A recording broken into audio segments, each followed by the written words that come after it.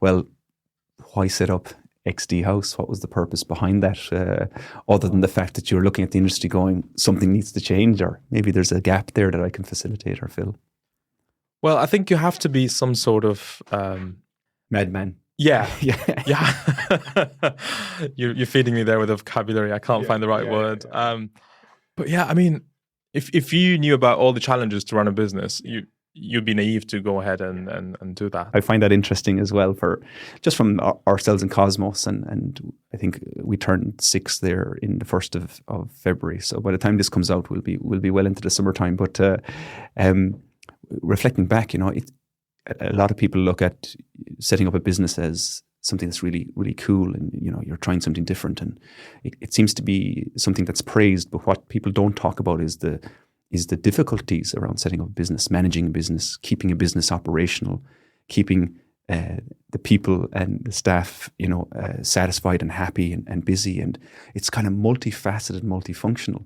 100%. And you come from a background in quantity surveying or an architect, here I do numbers and quantities, that's my basis. And then you step into this new role of, well, you're actually the accountant, you're the HR person, you're the admin person, you're all of the above, as well as sales and marketing and all of it. And I find that part of the setting up business super interesting, because you're learning something new, and but it does comes with its difficulties as well that people don't talk about. The late night working, the lot of traveling that needs to go on top. Whether it's Europe or the Middle East for you, or going to Scandinavia and the UK for myself. It's interesting. But I'd like to hear a little bit more about your experiences, I guess, and the advice we can give people as they're listening in if they're considering setting up a specialist digital consultancy.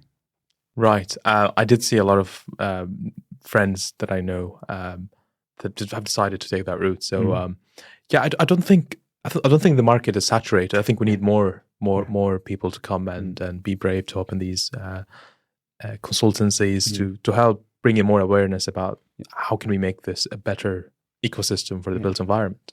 But going back to on the personal side of it, yes, it is very challenging to deal with all the above that you just mentioned there. And also, I think you have to have, let me just summarize it into, you are the founder and the guy who is passionate, or the person who is passionate about the subject that you decided to take as a journey. And there is the businessman side of you that needs to be cautious about numbers and take decisions, manage risks, etc.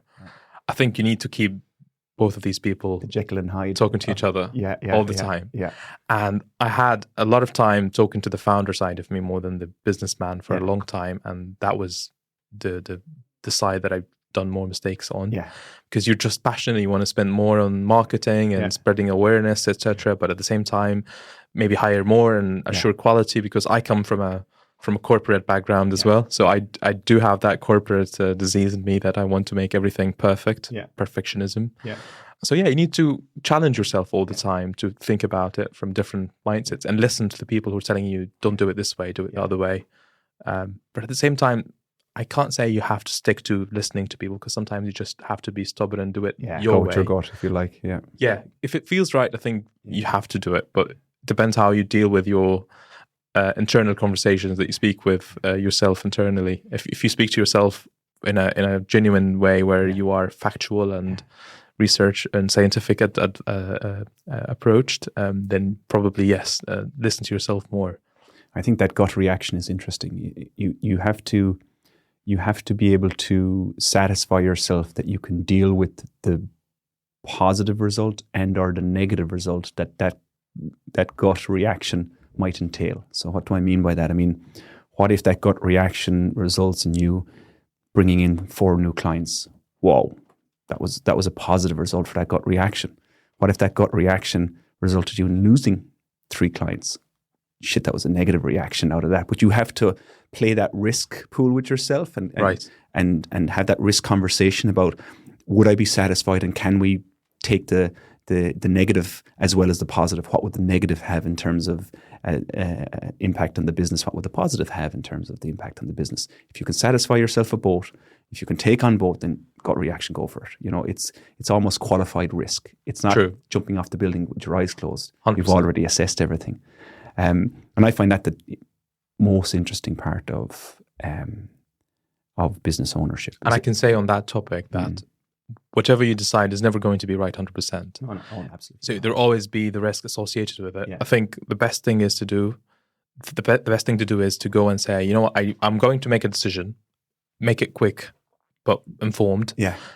But at the same time, understand that whatever comes with it as a package, you expect that it might come with a lot of challenges, and just deal with it. Yeah. The hesitation can make more problems than making the worst decision maybe on between two decisions you're trying to pick between. You mentioned the corporate experience and that idea around perfectionism and needing to be perfect before you move or do anything. Can we discuss that a little bit, because we also have the same challenge, and I think what is the saying?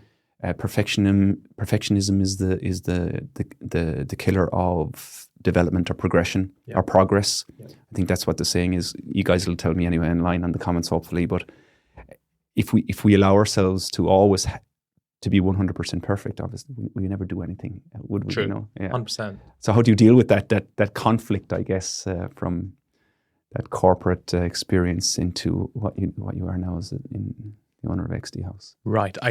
First of all, I don't claim that I have a solution for it. I can share some of the experience. No, there is no solution, I don't think. No, I do have that disease. Individual I suffer from it daily, so I don't think I figured it out yet. But yeah, it comes with the package. Just expect it to come within. I think you need to be confident about what you provide, and to be confident, you need to have the tools to provide the solutions that you're claiming that you can provide.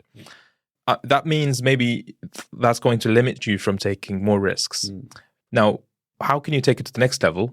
Being confident to deliver what you know that you can deliver, with the other things that is new to you, but you aim to deliver in terms of innovation, trying something for the first time to provide extra value, and then go for it. But at the same time, understand that whenever the results come with problems, you're ready to deal with these problems. Yeah. And if you just wait and think that you just want to think about all the roots of problems that can happen before you start, you will be creative enough to find so many routes of possibilities. Yeah. But what that will do is, if you spend so much time on it, it will just make you spend a very long time before you start, which will make you slower than others. So you need to be calculating risks, but to the level that will make you sustain some hits, but not all the hits is calculated. So that's at least what I try to do, but I'm not always succeeding again. There's a certain aspect of saying yes to a requirement you can deliver 100%, and then saying yes to a requirement you think you can deliver 60%, but you'll figure out the other 40%. Yeah. The idea is, I guess, is perfectionism. One thing is having a perfect report or making sure the brand awareness is to a certain quality level. Another thing is about actually getting things done. And often in our industry, we don't have enough people just doing stuff and getting things done. We have a lot of people talking about stuff and talking around things, but not actually doing anything. Yeah. Now, you can argue that there's a part of perfectionism that's holding us back there, but in reality, I do agree with you. It's a case of looking at what it is you definitely think and know you can deliver, and then understanding what it is you think you might be able to deliver, but assessing the risk around that, and then just go and do it. I think you were talking more. I was talking more about strategy, but you brought me down to task level. Yeah. But I think you're operational level. Yeah. I think you're right. Spending more time on things that are, let's say, related to a presentation or a report you want to perfect, which is something I spend much time on, I'm not going to lie, is somehow some sort of a procrastination form of a behavior. And the reason why I'm saying this, because everything is important in the business. You need to be working in the marketing, the sales and the operation, and you need to be obsessed with quality and communication with your clients. But if you compromise a lot on the quality and the presentation, then you're going to look, you may come across as a cheap solution and maybe give a bad impression. And a lot of what we do is really about leaving a good impression in communication. So to set up the table to have a successful exchange with people, because everything we do is an exchange of information and communication with people. So I would say that procrastination might mean that you're not assigning your priorities, and maybe you assigned your priorities in the right order this week, but in a week or a month or so you will have to set again and reorganize your priorities. And that might mean leave the presentation. It's already good as a format. Focus more on the content, etc. Indeed, yeah. It does differ, but you're right. When you list it out like that, there's so many facets to the business, really, and I think responsibility for you as the owner when it comes to that. What does good communication actually mean? How do we communicate with our clients? What does good presentation? What's good branding look like? Well, what does good documentation? What are our standards? What are our processes? How does our team structure? All of this, if you wanted to be 100% in your own mind, perfect at everything before it's released, nothing would ever get done. You wouldn't even get the business off the ground because you wouldn't have started it. In reality, it's not linear. You could start, yes, but maybe you will be very late on many things. Yeah. And then provide excuses, and a lot of your energy would be on trying to fix that problem that you've created. Very quickly run out of money and patience. I would say is what would happen. Yeah.